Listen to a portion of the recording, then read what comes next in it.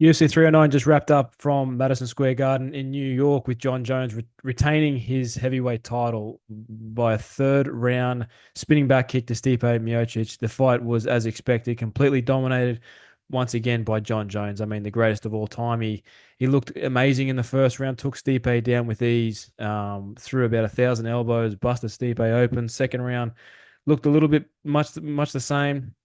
John on the feet, just destructive on the feet in every angle he was at, every facet of the fight. John just dominated. Stipe looked very stiff, looked slow, had no footwork, had little moments, little glimpses, but it was not the Stipe that we've seen for many years. He is well and truly done.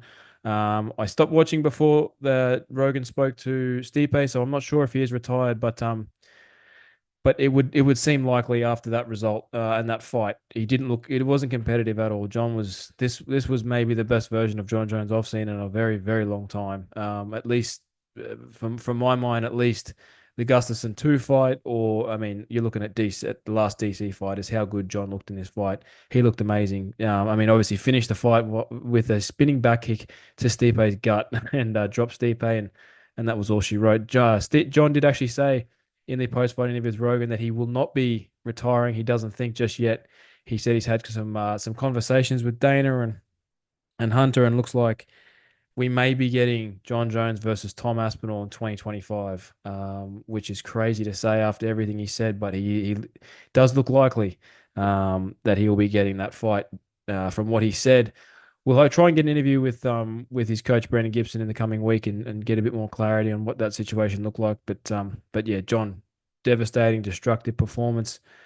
Congrats to him. Obviously the goat, the greatest of all time. It was not even close. So Jon Jones wins by a third round spinning back kick. Charles Oliveira, Michael Chandler, one of the fights of the year, fifth round of the year.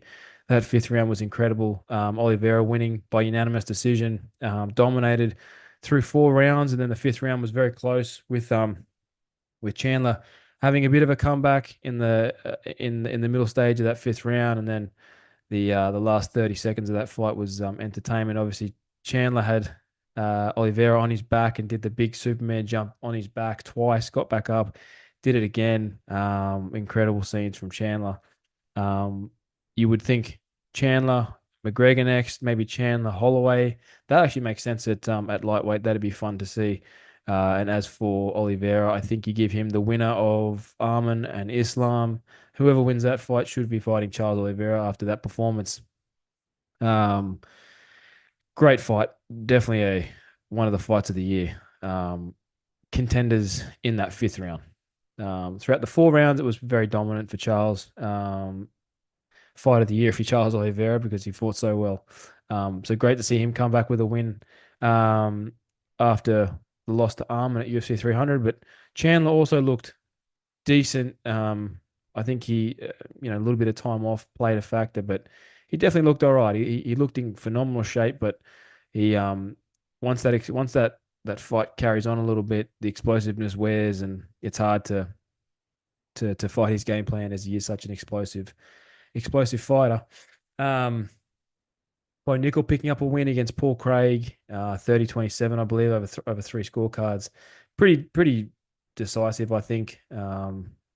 Wasn't the greatest fight ever, wasn't the most entertaining, but I think Bo Nickel did what he had to do to get the job done. The fans in New York weren't very happy, but I mean, for a guy that's only had 6 pro fights to beat Paul Craig, unanimous decision is incredibly impressive.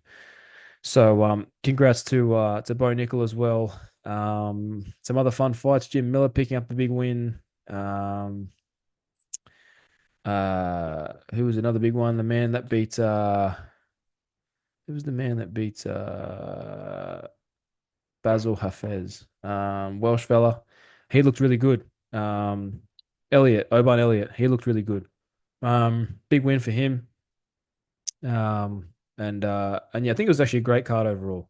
Um, Obviously Madison Square Garden, Trump in the arena, 47. Great to see him there, and the reception he received. But yeah, obviously a great night of fights.